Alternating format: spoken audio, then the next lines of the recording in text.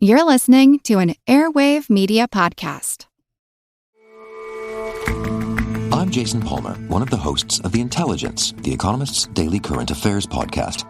The Economist's award-winning shows make sense of what matters, from our special series on China's president to our weekly podcasts on business, technology, and American politics. Our journalists provide fair, in-depth reporting on the events shaping the world. To get the annual plan for less than $2.50 per month, search for Economist Podcasts Plus to start listening today. Does Monday at the office feel like a storm? Not with Microsoft Copilot. That feeling when Copilot gets everyone up to speed instantly? It's sunny again. When Copilot simplifies complex data so your teams can act, that sun's shining on a beach. And when Copilot uncovers hidden insights, you're on that beach with your people, and you find buried treasure. That's Microsoft Copilot. Learn more at Microsoft.com/AI for all. Hello everyone and welcome to History of the Second World War. On this episode of our Spanish Civil War interview series, I was joined by Dr. Charles Esdaile. Unlike some of the other interviews I've done for this series, this interview focuses very heavily on the military side of the conflict. At the end of the day, the Spanish Civil War was a military conflict, and the military side of the story does deserve some attention. One of the interesting items that we discussed was how a seemingly small decision, how military units were organized within the Republican Army, would have consequences that caused issues for the Republican political leaders far outside of the military context and far away from the front lines. I hope you enjoyed this interview because I know I enjoyed my conversation with Dr. Esdaile.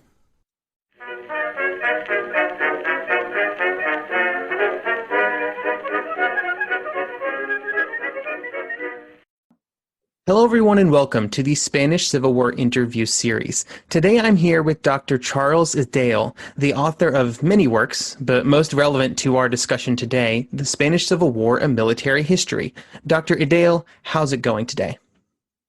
Oh, well, about as well as it ever goes in 2020. I had a text from one of my students, an ex-student the other day, doing a PhD, and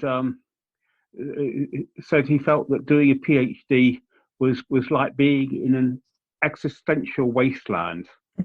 To that, I could only respond that for all of us, whatever we're doing, 2020 is an existential wasteland. I'm looking forward to 2021.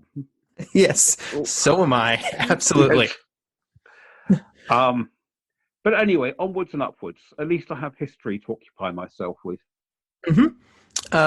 So we're here today to talk about the Spanish Civil War. And so when we think about the Spanish Civil War, I think there is a tendency, anytime we're dealing with a conflict, to put hard dates on things, especially the beginning of conflicts.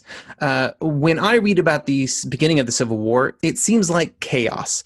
Did people around Spain know that a civil war had started, on July 18th when it did?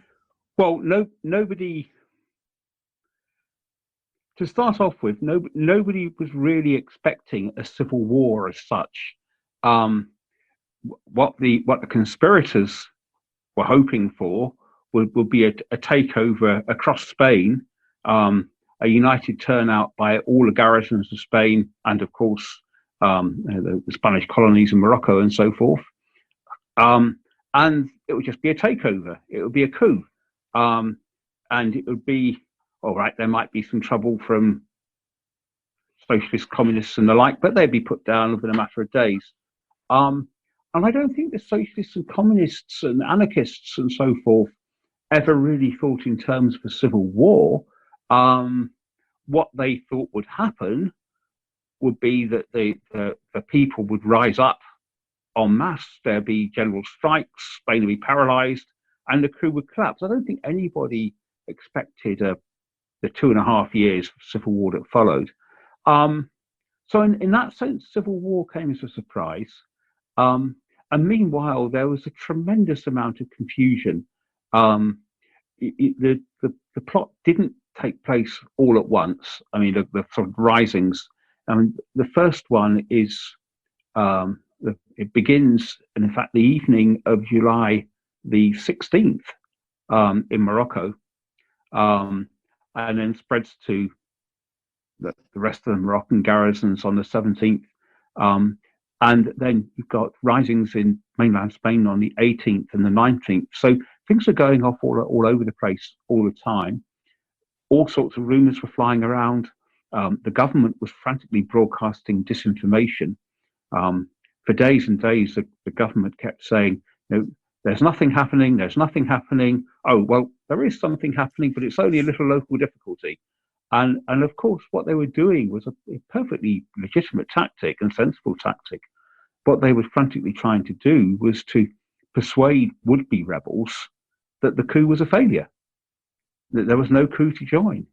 And funnily enough, I mean, I remember vividly the night of the 23rd of February 1981, which was the last attempted coup in Spain's history. And I can remember, I was in London as it happens, but I remember tuning into Radio Cadena, which was one of the leading Spanish radio stations, independent stations. And it was quite surreal. It was very, very much like 1936 in that you had this sort of light Europop music tinkling away, and then every so often the announcer would say, everything is quiet, everything is calm, there's no need to panic, everybody should stay in their houses. And of course, what they were scared of was, just as the government was in 1936, was that the left would pour onto the streets and provoke a lot of army officers who were in fact neutral into joining the uprising. So there was a huge amount of confusion. So when we're talking about these garrisons sort of joining in the revolt, I guess you might call it, how did they find out what was happening? Were officers that were in charge of these garrisons, did they get information from military sources and then, do whatever they felt they needed to do? Well, the conspiracy was the work of national organization. Basically, what happens is that from fairly early on in the Republic, there had been a number of officers who were determined to overthrow the Republic by force.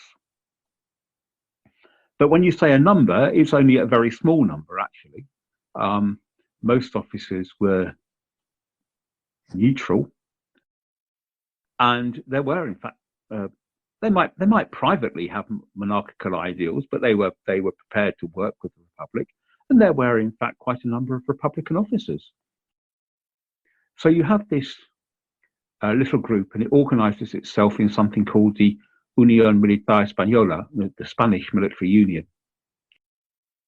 And by the end of 1935, yes, it's got adherents in many places, its numbers have been growing, but it's still by no means a majority of officers. Then you have the elections of February 1936. That produces a conspiracy among the generals, many of whom had not been members of the Spanish military union. They obviously get in touch with rebel subordinates. And so, if you like, the germ of rebellion spreads ever outwards amongst Spain's garrisons, military units, police units, the Navy, the Air Force to a much more limited extent, and of course the Moroccan garrisons. So you mentioned the Moroccan garrisons, and sort of at the beginning of this, the conspirators have a problem. They need to get troops from Africa into Spain. Do you think there's a real possibility of Republican forces sort of preventing these troops from getting into Spain? I know that there's like the much discussed assistance of German and Italian transport aircraft involved at this point. Was there a chance that this could have ended early on at this stage by the conspirators not being able to get people from Africa to Spain? Yes, it's entirely possible. The Republicans had massive naval superiority, particularly in the area around the Straits of Gibraltar. The Spanish Navy basically has two main depots, if you like, two main ports. One is La Coruña, which is, or rather to be precise, El Ferrol, which is next door to it, which is right up in the northwest of Spain. And the other is Cartagena, which is down in the southeast of Spain. Now, in Cartagena, you had the submarines, the destroyer flotilla, and most of the cruisers. Up in the northwest, you essentially only had just one of the old battleships that had been left to Spain, and a couple of new heavy cruisers which were just coming on stream. And what happens is the Republican cruisers and destroyers sally out, or at least some of them do. They blockade the straits, but then a combination of heavy cruisers coming down from the north, or one in particular, and fear of the air, that means they turn around and scuttle back to port. Now, had the Republican fleet shown more aggression, shown more staying power, it's difficult to say what would have happened, but it's possible that the rising could have been bottled up.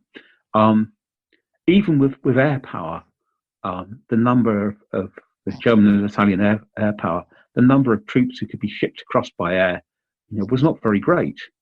And the majority actually end up going by sea, but they're able to go by sea because air power, the judicious application of air power, has terrified the Republican fleet and made it decide to stay in port, basically.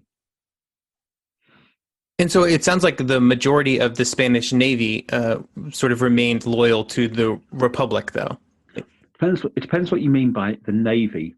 The officer corps was overwhelmingly nationalist. Unlike the Air Force was overwhelmingly Republican. Mm-hmm. But the Navy was overwhelmingly nationalist. But what happens is that the situation on a warship in the aftermath of the coup was very different from the situation in most towns and cities. If you imagine warships at a period, very cramped, confined conditions, very little need to display any tactical competence. It's all about how many men can you get together to rush a stairway. Mm-hmm. And you don't need very many because the stairways are very narrow. Equally, I suppose you don't need very many men to block them. But what happens is that the officers rise in revolt, and in the destroyers and the flotillas, destroyers and the light cruisers and the submarines and so forth, the crews revolt against their officers, and either kill their officers or take them prisoner and take over the ships. Now, with the heavy vessels up in the northwest, at the orders of the government, they put out to sea and head for Morocco, to show a force and also blockade the straits. Whilst they're at sea, their officers revolt. The crews immediately counter-revolt, turn on the officers, take over the ships, turn the ships round, and go back to El Ferrol, and find that they've sailed into a nationalist stronghold. Perfect. Let's go back to confusion. Mm-hmm. And so, of course, they're overwhelmed, and the ships are just taken over. So, very good example of a very, very messy story. And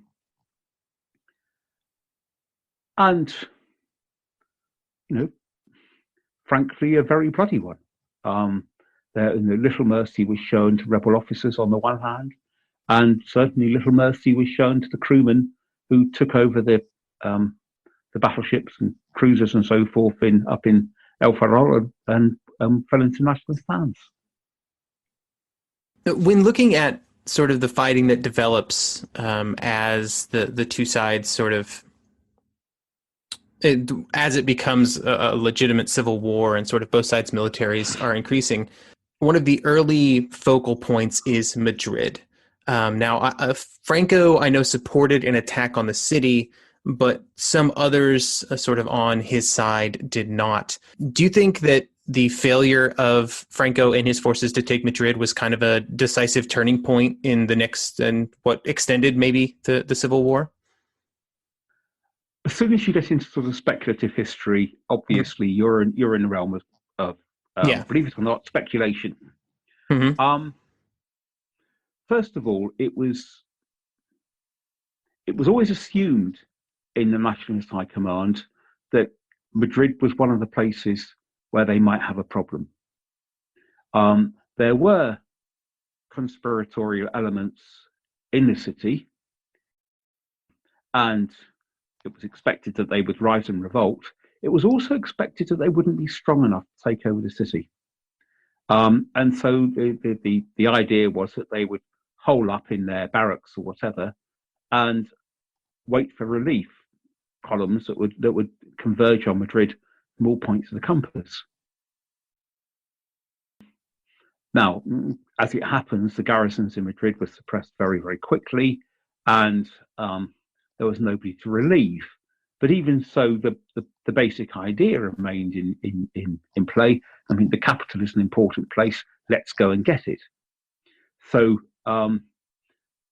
almost the only offensive action which the nationalists engage in, there are a couple of small campaigns up in the north, which aren't unimportant, but the major effort as far as the nationalists are concerned is once they've actually joined up their various bits of territory, basically by advancing up the Portuguese frontier, expanding their holdings in Andalusia, yes, Madrid becomes the prime objective, and Franco famously marches on Madrid.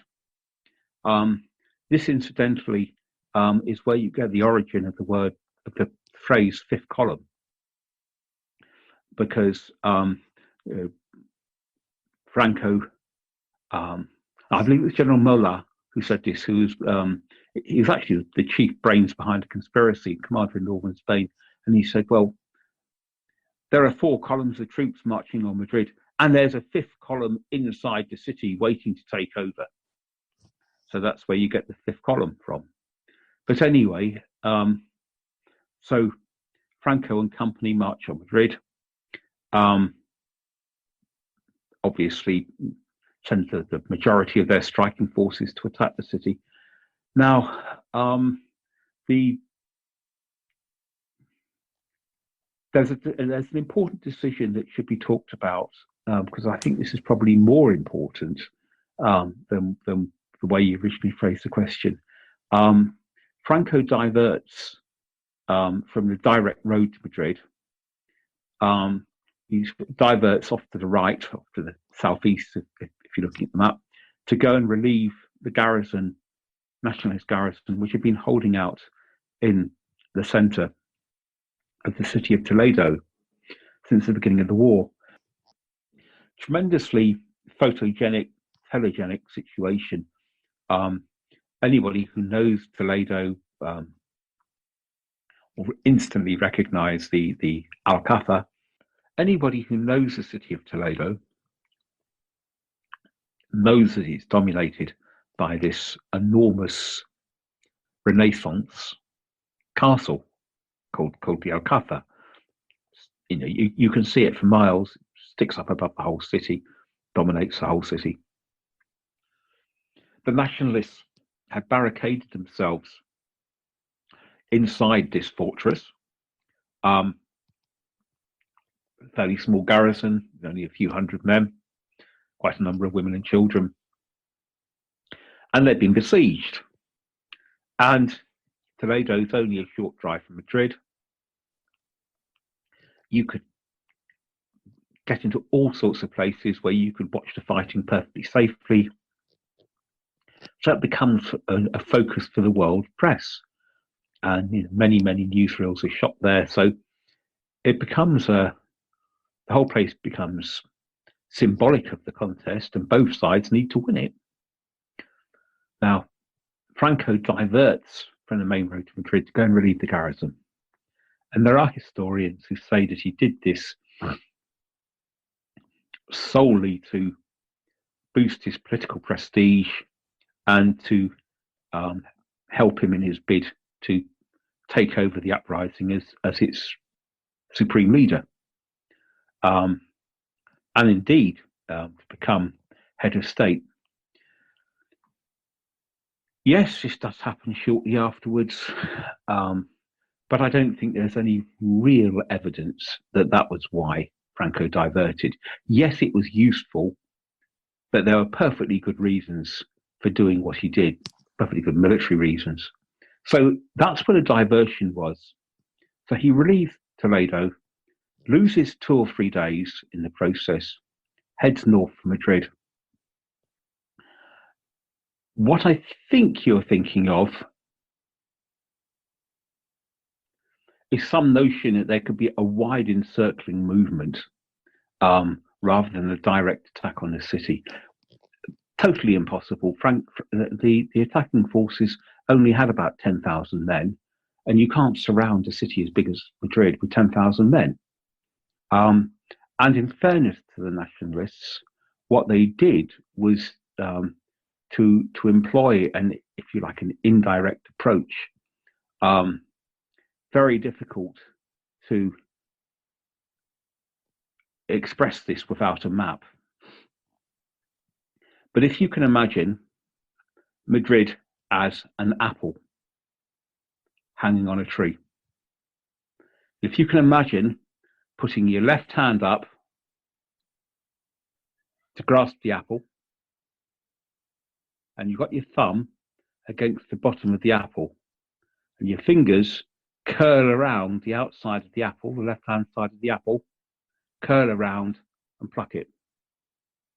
That's exactly what the nationalists did when it came to attacking Madrid.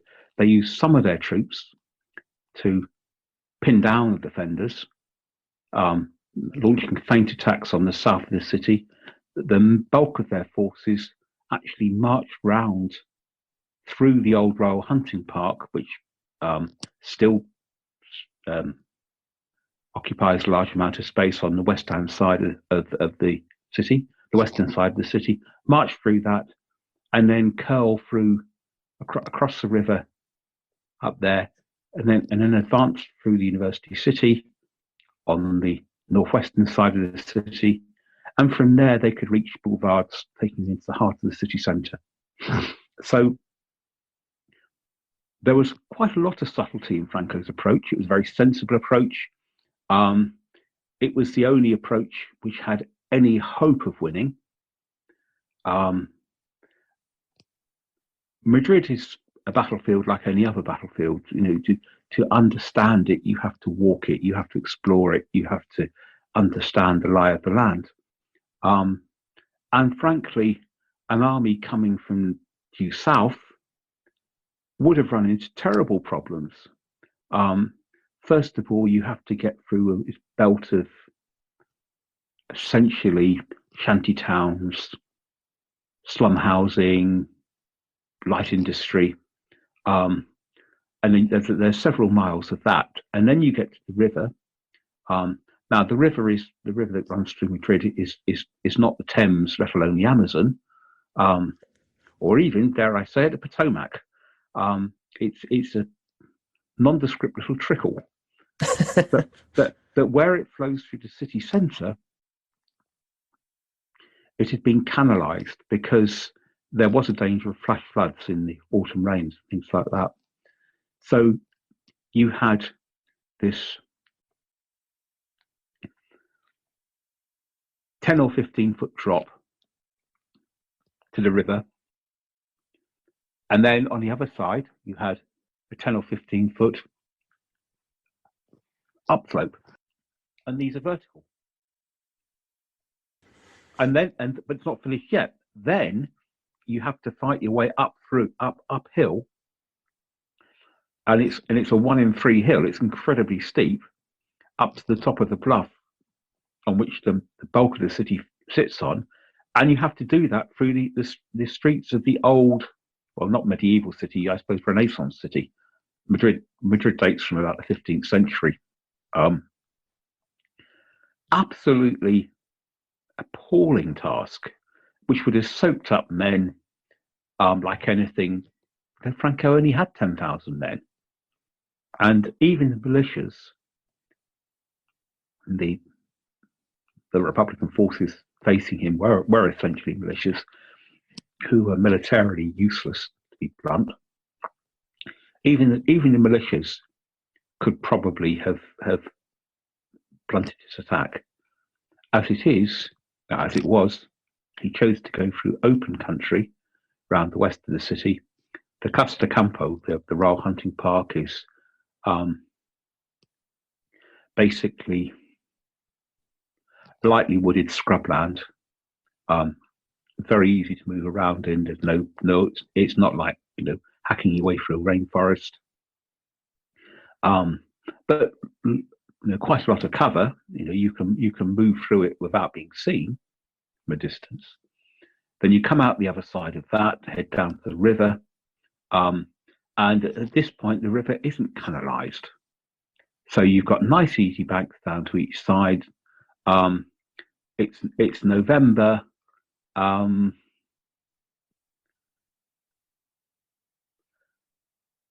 The water was low enough to ford. It had been raining quite a lot, but it wasn't particularly difficult to get across. So you could ford the river, and then you've got a nice, fairly easy slope up to the university. University buildings were built on empty steppe land, very little way of vegetation. And the Republicans could try and defend them, but there was no way they could support each other. They weren't joined together by trenches or anything like that. So basically, it was a very, very easy route by comparison. And then when you got to the edge of the built-up area of the city, whereas down at the other end you had all these narrow streets you had to fight through, you had these nice, long, straight boulevards dating from the late 19th century. Think about Haussmann's Paris, which led straight into the heart of the city and would have been very, very difficult to block. So actually, Franco, yes, in a sense, he tries to, quote unquote, rush Madrid with such forces as he had on hand, but he doesn't. He does it in the only way that's militarily sensible. Now, just to go back, he makes a good choice, it sounds like. Yeah, absolutely. Franco wasn't a brilliant general. He wasn't a spectacular general. He wasn't a showy but general. Had he, for the sake of argument, been trying to defend Poland in 1939 or France in 1940 or the Soviet Union in 1941, he would have been, one of the many generals who was just completely and totally outclassed. He had no notion of how to fight a mobile war, at least how to fight against armored divisions and everything that come with them. But he was pretty good at the sort of wars he was used to fighting, and he was certainly good enough to take on such forces as the Republic had. And most of the time, in the course of the war, he does pretty sensible things. Every move is quite logical. And there are people who say, well, if he had launched a blitzkrieg attack like the Germans and Italians were telling him, well, excuse me, but if you want to do things like that, you have to have not just lots and lots of tanks. And he didn't have lots and lots of tanks. He never gets sent more than about 300, and they've only got machine guns and they've got very light armor.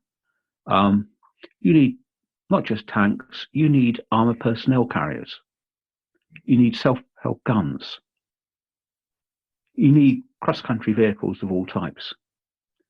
You need a level of motorization, level of mechanization which the nationalists never, ever had. And except in those cases where Republican opposition just completely disintegrated, which does happen in eastern Spain temporarily in March 1938, they have to go at a fairly plodding pace and engage in fairly limited operations. Now, forgive me, you did ask me if the successful Republican defense of Madrid was a turning point in the war. Would the war have come to an end if Franco had taken Madrid? Possibly, but I doubt it. Okay. The Republicans had plenty of militias in the rest of Spain. Madrid was actually a very, very difficult place to defend. In the wake of Franco's advance on Madrid from the south, it was almost completely cut off. It was in this finger of territory, surrounded on three sides by the nationalists. Very difficult to supply.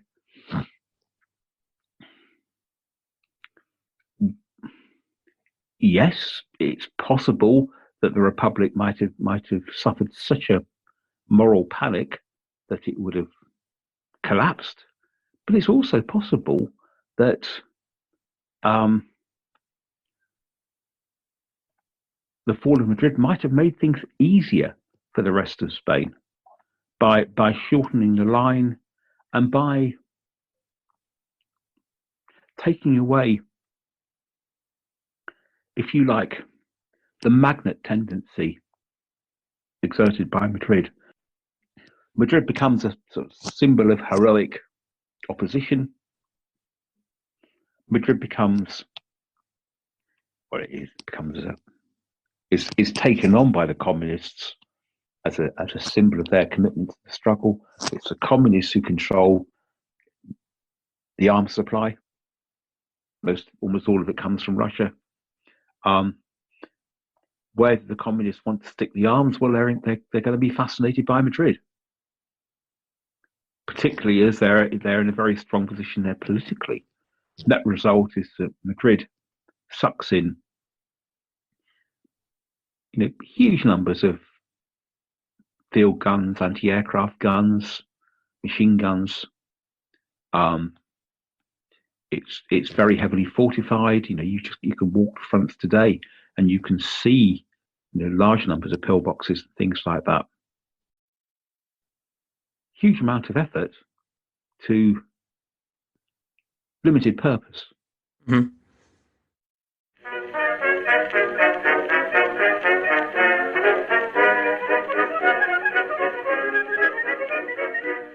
Some of us love history. Others used to or never did because history was presented as nothing but the rote memorization of names, dates, and facts.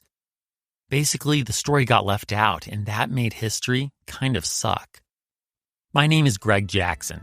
I'm a university professor with a PhD in history, and bringing history to life is my passion. That's why I created my podcast, History That Doesn't Suck. I want to teach you everything you need to know about U.S. history, but I do so through stories. Let me tell you about George Washington begging his men not to mutiny against Congress, Clara Barton saving Union soldiers amid enemy fire, enslaved Frederick Douglass risking his life for liberty, and about so many other figures as their real experiences make industrialization, social movements, and even congressional debates and tax policy come to life. Subscribe to History That Doesn't Suck today, and join me, Professor Greg Jackson, every other week for a new episode, where I'd like to tell you a story. All you need is a few minutes to start your day off with something historic when you listen to the This Day in History podcast. Every day there's a new episode for you to listen and learn about what happened that day way back when. Today could be the day a famous mobster met their end, or the first milestone for humans in space. Who knows what history today holds? Find out when you listen and subscribe to This Day in History wherever you get your podcasts. That's This Day in History wherever you get your podcasts.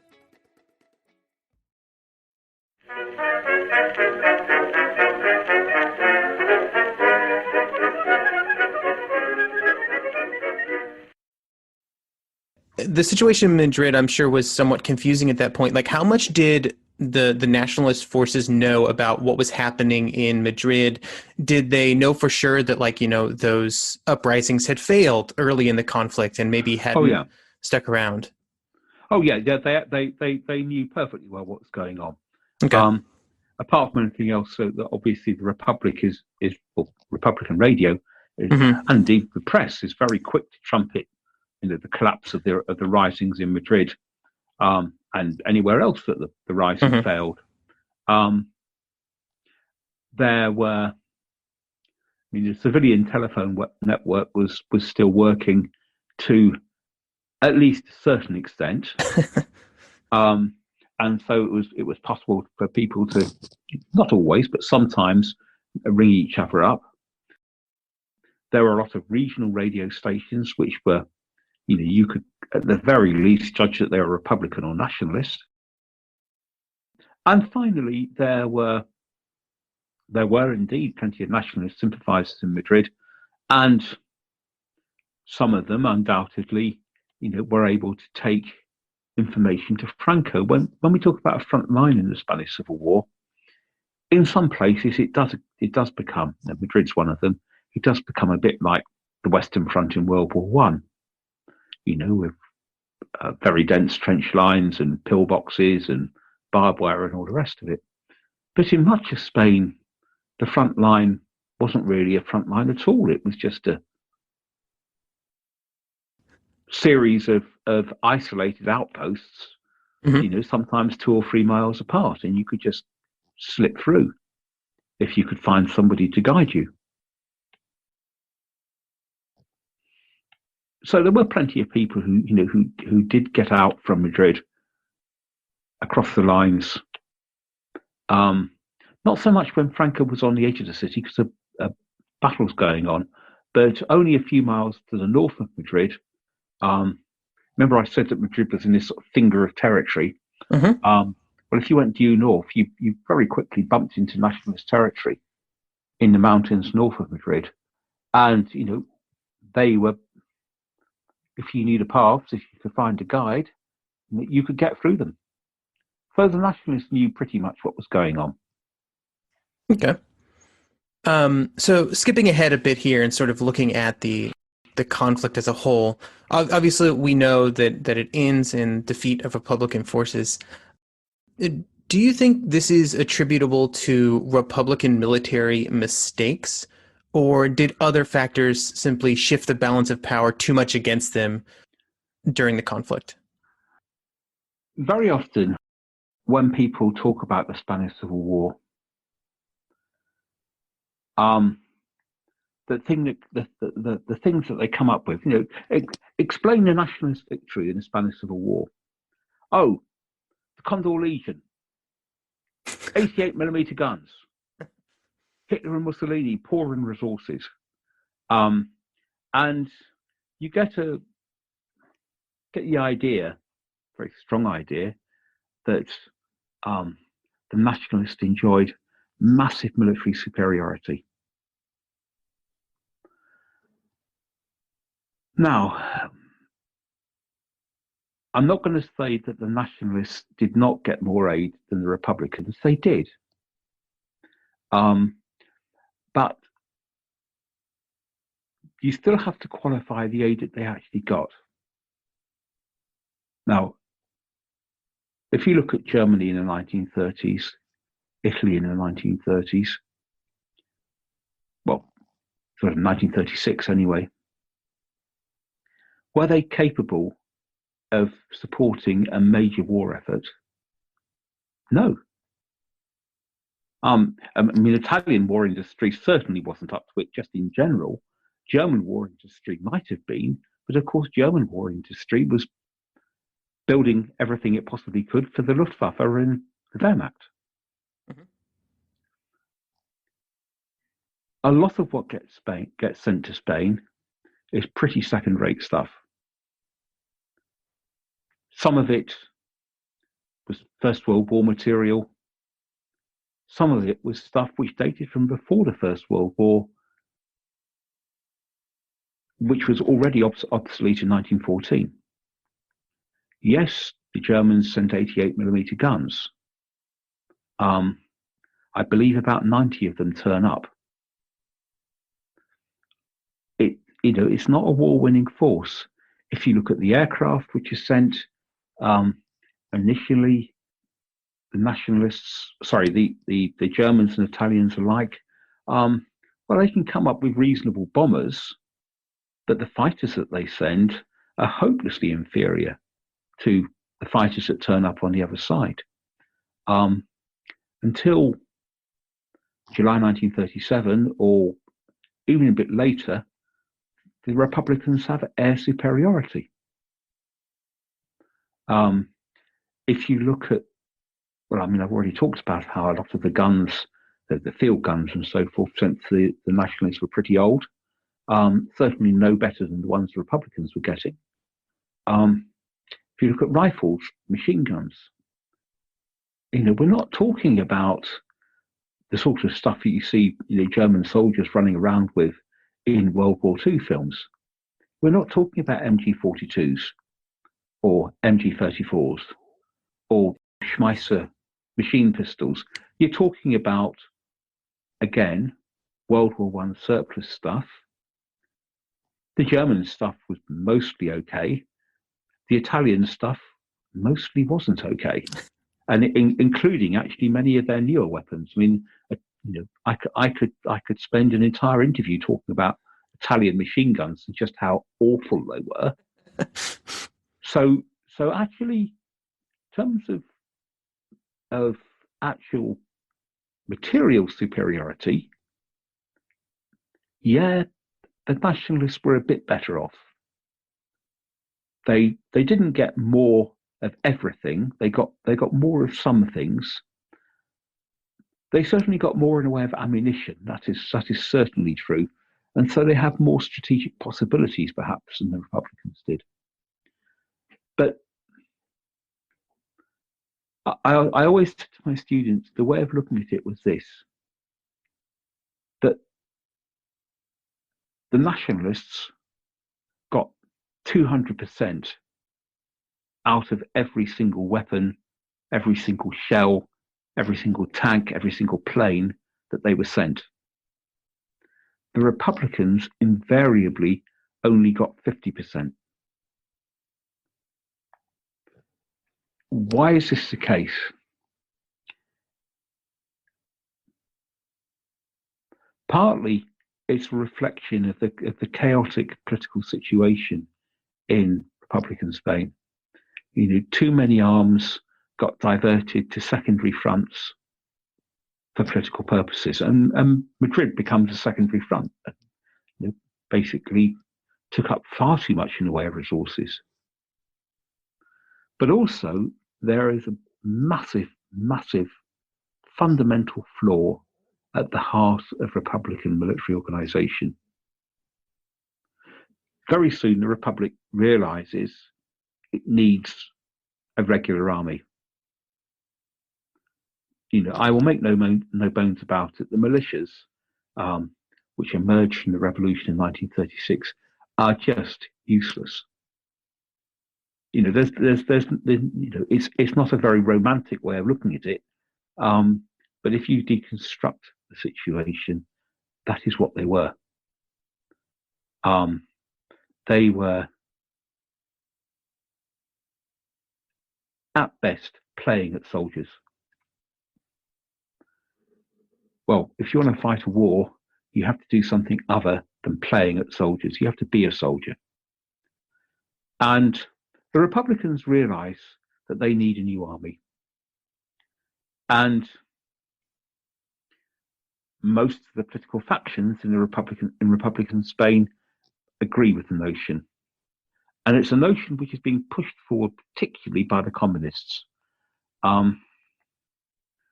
At this point, I suppose we ought to have a long discussion of the communist position.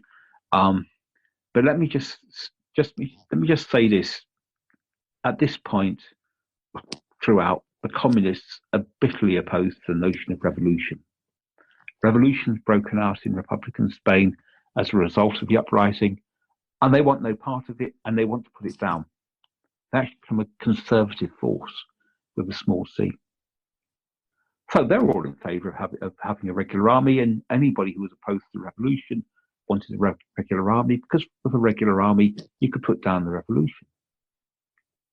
But at the same time, a regular army was what you needed to fight Franco. So far, so good. The trouble was that the Republic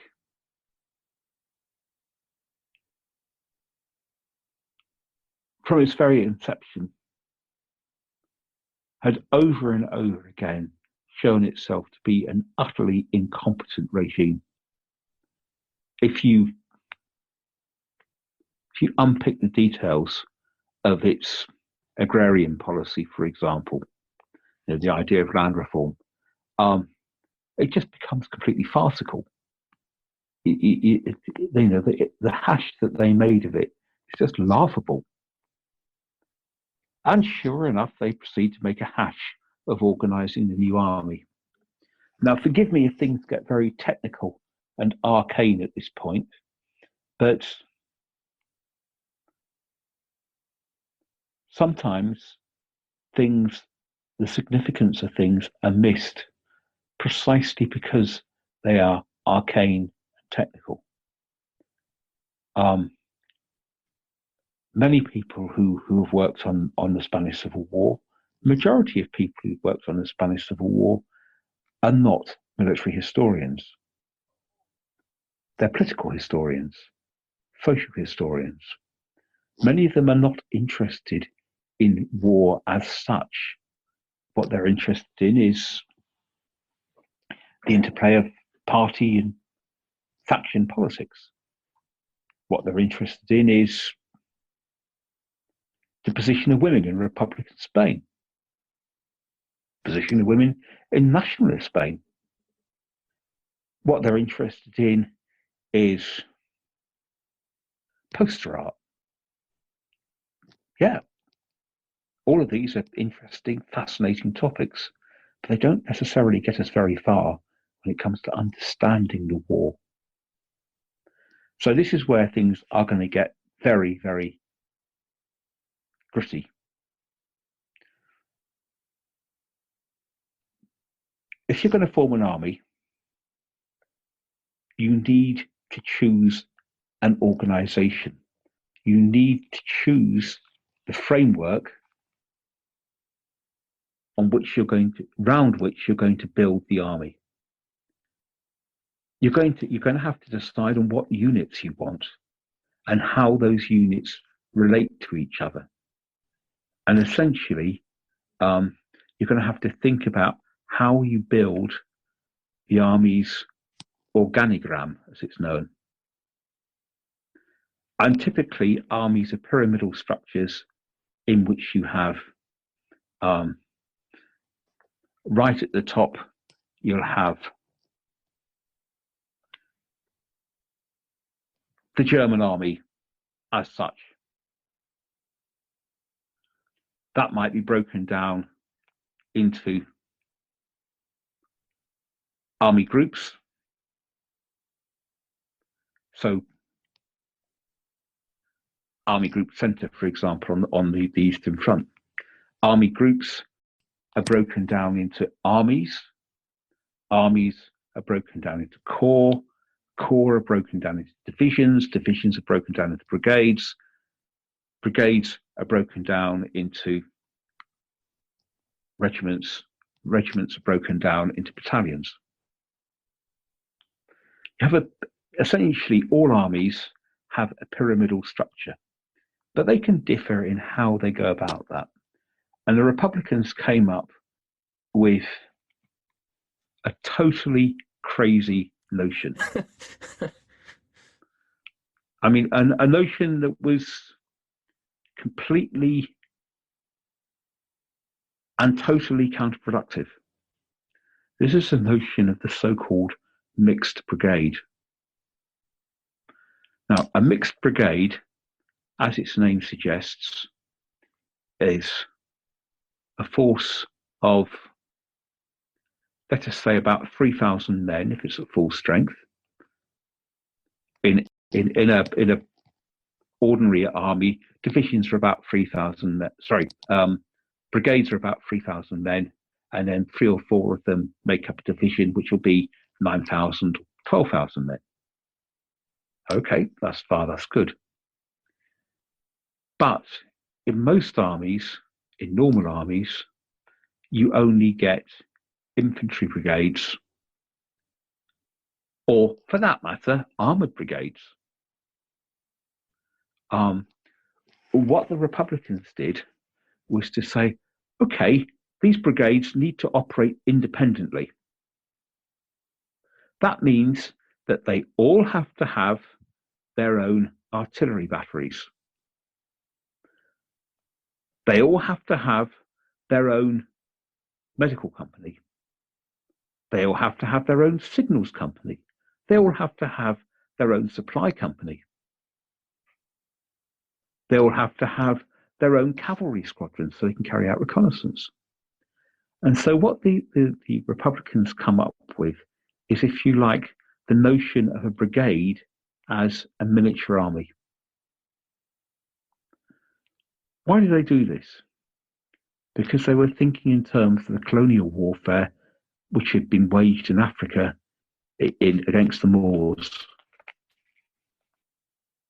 In the colonial wars, and as in most colonial wars, it had been a matter of punitive columns. You sent out a column into the blue, and it went around taking enemy strongholds, burning enemy villages, burning crops. And because it had to operate independently, it had to have all the necessary bits and pieces you need to have a functioning military force. That's okay when brigades operate independently. What became clear very, very quickly was that these units were not going to be operating independently. They'd be operating as part of divisions. Those divisions would have to be operating as part of corps. Corps would have to be operating as part of armies. But the Republicans get stuck with a system of organization whereby everything, all their resources, are parceled out in penny packets. If you have, for the sake of argument, 50 guns, 50 field guns, if you fire them as one group of 50 guns, so you concentrate all the guns in one place, you fire it at one particular area of the enemy lines,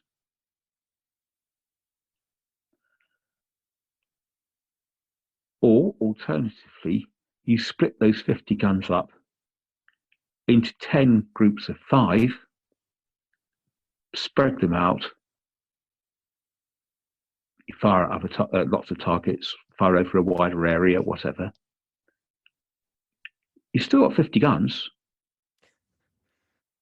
but have you got the same weight of fire? No, you don't. You need to concentrate. That means in organization terms, resources like tanks, resources like heavy guns, well, like any guns actually, apart from very, very light ones like anti-tank guns, they have to be held further up the line. A division will have, for the sake of argument, 3 infantry brigades and a brigade, and so on. Net result is that the Republicans come up with a system of organization that wastes weapons, wastes firepower. But it's even worse than that. It's not finished yet, because these units are administratively very complicated. They're made up of lots of different types of soldier. that means that each of them needs quite a substantial headquarters to operate successfully. That means that you're going to have a lot of men tied up behind the lines in non-combat roles.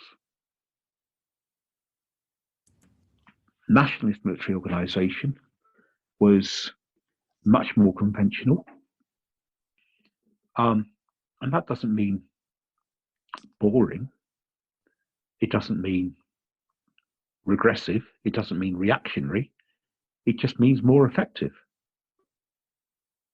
The nationalists consistently get more out of their weaponry, more out of their manpower. And this is an absolute millstone that hangs around the Republic's neck throughout the war, and which they can never escape from. It's really interesting to when sort of learning about those kind of like almost hidden mistakes, like mistakes that, maybe a lot of people don't know about, or maybe it might even be hard to sort of find information about that. It's interesting to see how that can affect everything else that happens. What could be considered a small mistake of how do you organize these things turns into sort of cascades out into huge problems. Yeah, you can see it in terms of conscription as well.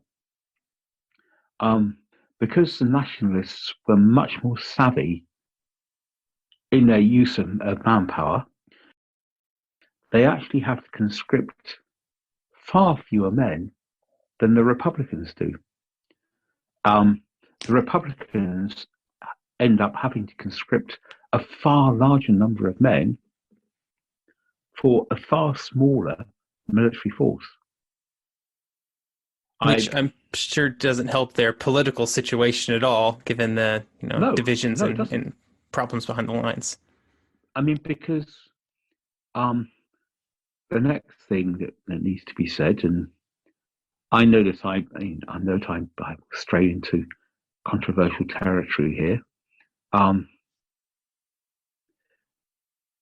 Many people, and indeed many historians, are fixated on the idea that on the one side in this struggle, you have the heroic Spanish people,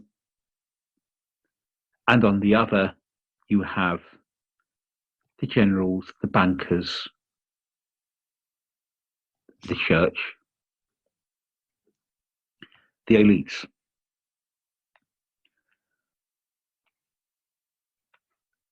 I'm not saying that model is completely wrong.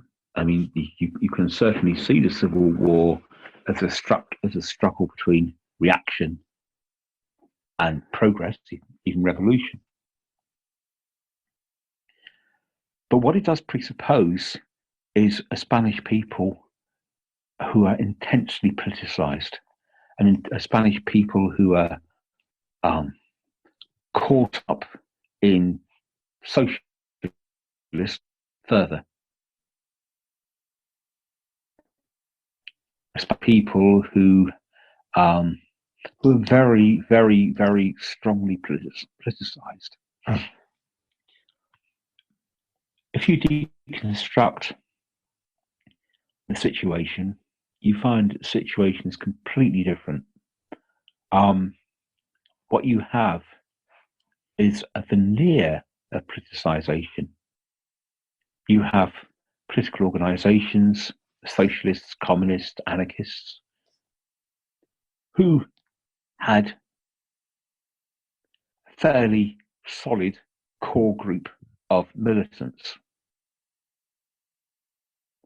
who were pretty prepared to do whatever the party told them to do, and who rushed off the fighting the militias at the beginning of the war.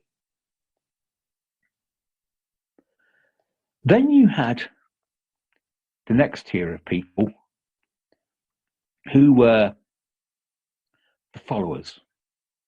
They joined trade unions because it got them a union card, but they didn't like turning out to meetings, and they're not going to volunteer for the war. And then beyond them, you have another tier, which is people who are frankly, completely and totally ignorant of politics, and they just plod along on a day-to-day basis. And they've got no interest in joining the militias, and they've got no interest in